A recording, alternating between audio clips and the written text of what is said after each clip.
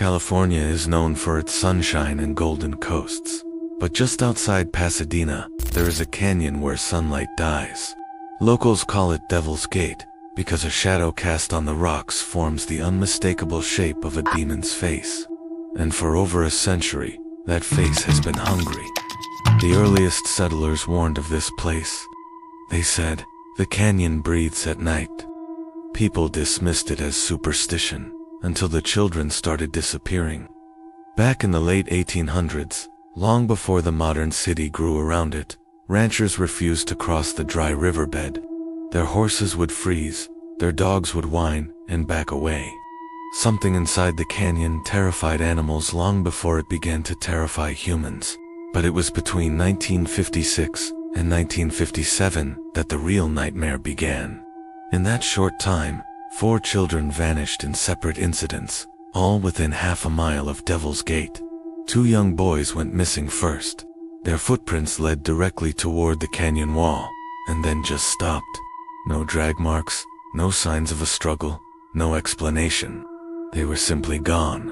A few months later, a 13-year-old girl disappeared while walking her dog near the canyon's edge.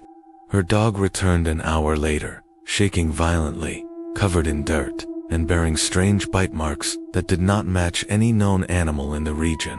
The authorities launched massive searches, combing the canyon for weeks. They used helicopters, bloodhounds, and even divers to check the reservoir. They found nothing. It was as if the canyon itself had swallowed them whole. One officer later admitted, "The canyon felt alive, like it was watching us." But the story gets even darker, and this part is real history. In the 1940s, before the disappearances, 2 men held strange occult rituals right near the canyon. Jack Parsons, a brilliant rocket scientist who co-founded the Jet Propulsion Laboratory right next door, and L. Ron Hubbard, the future founder of Scientology. They claimed they were trying to open a doorway, a portal, to summon something otherworldly.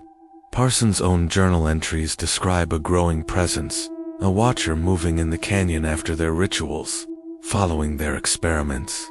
Hikers began reporting unsettling phenomena, shadows that stretched longer than their bodies, whispers that seemed to ride the wind, and the unnerving feeling of something tall following them along the ridgelines. Soon, a disturbing rumor began to spread. The canyon wall itself was changing, its appearance shifting depending on who was looking at it. In the clear light of sunrise, it looked like stone. But at dusk, some swore it looked like a face, and a few even claimed they saw the mouth of that stone face move. According to local legend, there is a gap between 2 massive boulders that only appears for 12 minutes every night. A gap that supposedly leads into a hollow chamber inside the rock. But you only see it if you're unlucky enough to look at it at the wrong time. The few who claim to have seen it and walked away say the gap pulls your attention. It draws you in. If you stare too long, you'll hear breathing coming from the darkness inside. And if you dare to walk closer, the air grows unnaturally cold, as if something ancient is standing just behind that gap, waiting. Today, Devil's Gate sits right next to busy highways. Thousands of people drive past it every day without knowing its history. But hikers and paranormal investigators who venture inside still report the same things. Footsteps echoing behind them when no one is there. Pairs of red, glowing eyes staring down from the ridge. Shadows that seem to walk against the wind, and the faint sound of a woman crying from deep inside the canyon walls. One man who camped there claimed a shadow leaned over him as he slept and whispered his name. But the scariest part, the part that keeps people awake at night, is what lies deeper inside the canyon, because Devil's Gate has tunnels, and something lives in them. When officers investigated, they found a dark opening hidden beneath the canyon's rock mouth. A tunnel narrow, cold, and stretching far deeper than anyone expected. Inside, they heard echoing footsteps, but no one was walking. It's a place where reality seems to fray at the edges, where the familiar laws of nature bend and break. For decades, Devil's Gate has been a nexus of strange disappearances, unexplained phenomena, and whispers of something ancient and malevolent living within the stone. It all began with a series of missing persons cases that baffled law enforcement and terrified the local community. People would venture into the Arroyo Seco Canyon, drawn by its rugged beauty, and simply never return. No trace, no clues, just an eerie silence left in their wake. The official reports are thin, citing accidents or simple cases of getting lost, but the locals know better. They talk in hushed tones about the canyon's hunger, about a presence that watches from the shadows, waiting. The stories started to get darker, more specific. Rumors of a secret report, allegedly suppressed by the authorities, began to circulate. This report, if it exists, speaks of a horrifying discovery made deep within the tunnel system. It claims that investigators stumbled upon a sealed chamber, a small lightless room carved out of the rock. Inside, they found 7 skeletons. The bones were scattered, but a closer look revealed something truly chilling. The walls of the chamber were covered in deep scratches, gouges in the stone that went up and up, reaching a height of 12 feet. The forensic analysis was even more disturbing. The scratches were made by human fingernails. It was as if the victims, trapped in the suffocating darkness, had tried to claw their way out, climbing on top of each other in a desperate, futile struggle for freedom. Who were they? How did they get there? And what sealed them inside? The alleged report offers no answers, only the silent, screaming testimony of the rock itself, while the story of the 7 skeletons remains a chilling piece of local folklore. Not all the tragedies at Devil's Gate are rumored. Some are tragically, undeniably real. The canyon is a beautiful but treacherous place, and its dangers have claimed lives over the years.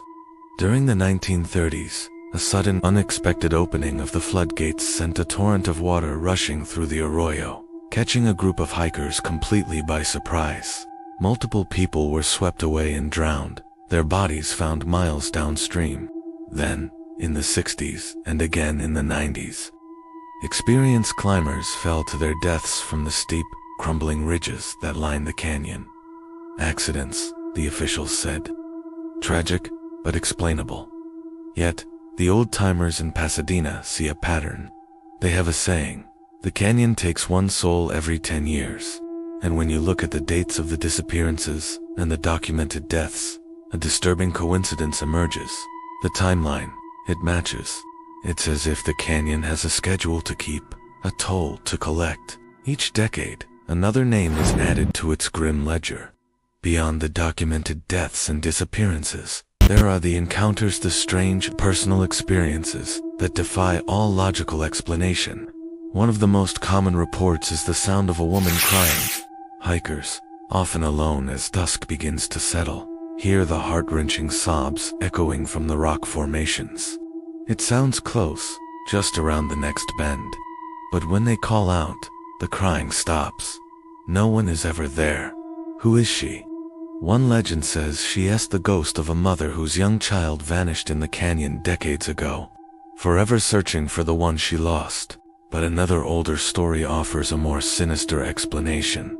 It says the crying isn't a plea for help, but a lure. It's something ancient, something that mimics human sorrow to draw you closer to the canyon walls, to get you within reach. This version of the tale is given terrifying weight by a report from a teenager a few years back. He was exploring a narrow crevice when he heard the crying. As he peered into the darkness, he swore he saw a hand, a pale, human-looking hand pressing out from the inside of the solid rock, as if trying to break through. As the stories compound, a more terrifying image begins to form, something beyond a simple haunting. Witnesses who have had the most harrowing encounters at Devil's Gate don't just speak of ghosts or strange sounds. They speak of an entity. They describe a tall, impossibly thin shape, standing at least 8 feet tall. It has long, spindly arms that hang almost to its knees, but its most unsettling feature is its lack of one. It has no face, no eyes, no nose, no mouth, just a smooth, blank surface where a face should be. It's often seen standing motionless at the top of the ridge, a silent sentinel watching those who enter its domain. No one has ever seen it move. It doesn't walk or run. It just appears. One moment, the ridgeline is empty. The next, it's there, and technology seems to fail in its presence. Cameras pointed at the figure glitch and record only static. Fully charged batteries drain in an instant. And perhaps most unnervingly, people who have seen it report hearing a voice, a whisper in their own mind, saying, "Come back," even when they are completely and utterly alone. It's no wonder that even today, people avoid this place. The legends aren't just old stories told around a campfire. They are living warnings. Local authorities in Pasadena have been known to caution hikers. Don't go near Devil's Gate at night.